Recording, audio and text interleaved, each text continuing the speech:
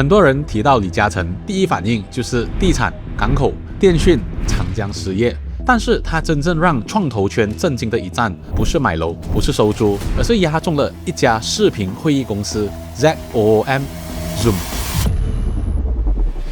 这笔投资究竟有多夸张呢？早期投入大约850万美元，后来在 Zoom 股价高峰期，账面价值一度被估算到100亿美元级别。也就是说，李嘉诚不是靠一栋楼、一个港口、一副电讯网络封神，而是靠一款你我开会都用过的软件，完成了科技投资界的封神之战。今天我们就聊清楚李嘉诚为什么会押中 Zoom， 这到底是运气，还是一套普通人看不懂的资本打法？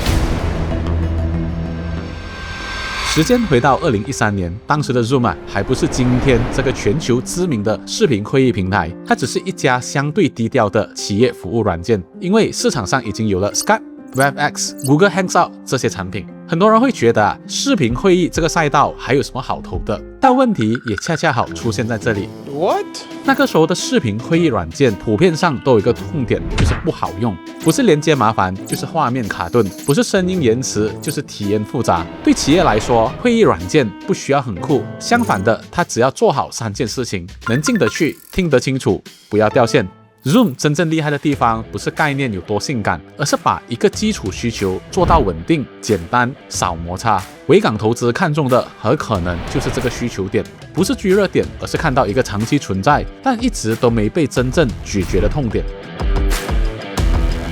2013年时，李嘉诚相关的维港投资参与了 Zoom 的 B 轮融资，后来在2015年时又继续追投，2次加起来投入大约850万美元，拿下了 Zoom 大约8.5%的股份。现在听起来很简单，早期买入，后面暴涨，但是在当时这绝对不是一个稳赚钱的决定，因为早期投资你会面对最大的问题就是没有确定的答案，没有漂亮财报，没有全民皆知的品牌声量，也没有疫情这种超级风口，而你只能判断3件事，那就是创始人靠不靠谱，产品是不是真的好用，未来市场会不会越来越大。而 Zoom 刚好都打中了这3个点。远程办公、跨地区协作也本来就是慢慢增长的大趋势，只是所有人都没有想到这个趋势后来会被一场疫情直接加速了10年，然后2020年来了。 COVID-19 can be characterized as a pandemic. The public, if the people don't decide to do social distancing, nothing works. 疫情爆发，办公室停摆，学校停课，线下会议取消，全世界突然进入了一个状态，能不能见面不重要，能不能上线才重要。以前企业数字化转型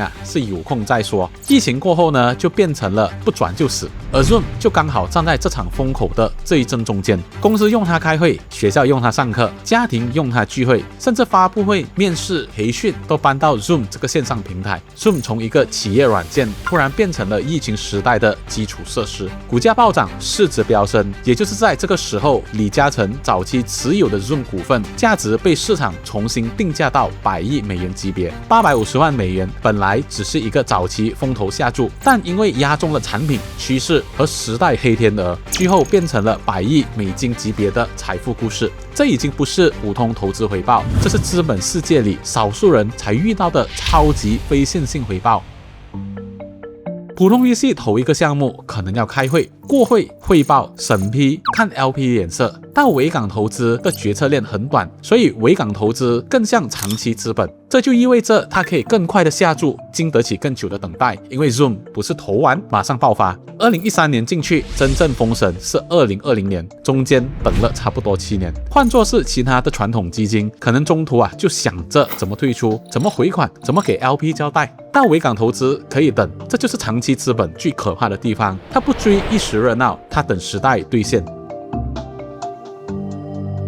所以李嘉诚的 Zoom 封神之战，表面上看的是幸运，可是你仔细看，其实有3个层面的逻辑。第一，看重真实痛点 ，Zoom 解决的不是虚假需求，远程沟通、跨地区协作、线上会议本来就是全球化企业越来越需要的东西，疫情只是加速器，不是根本原因。第二，早期低成本进入，真正的大回报往往不是在所有人看懂了才买，而是在市场还半信半疑的时候提前下注。第三，长期资本敢于陪跑，维港投资没有那么强的短期退出压力，所以它可以承受早期的不确定性，也可以等到公司真正爆发的那一天。真实痛点，早期下注，长期持有，这3件事情叠在一起，才造就了这场封神之战。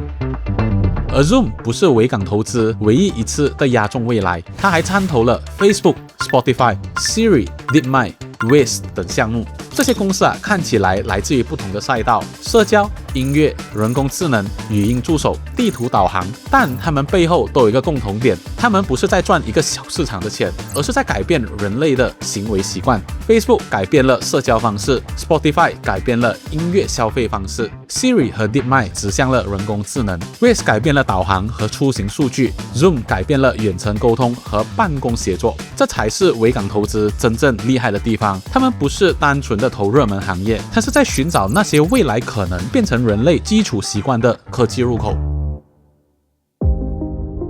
李嘉诚能封神，不是因为他每一笔都赢，风投世界里本来就不可能每一笔都赢。真正的高手打法是允许项目失败，但一定要押中几个少数足够大的赢家。10个项目里面，可能7个失败，2个普通，1个爆发。只要那个爆发的项目足够大，就可以覆盖所有的失败，还可以创造巨大的回报。Zoom 就是那个爆发项目了。850万美元变成100亿美金，听起来很像神话，但神话背后是产品判断、资本结构、长期耐心和时代红利的共同结果。我是 Axwell， 一位一本正经在聊搞钱的人，顺便看一看这个世界到底在演些什么。如果你喜欢这类型的财经科技分析，请务必点赞、订阅并打开小铃铛。我们下期见。本视频为教育与信息分享，不构成任何投资或法律建议。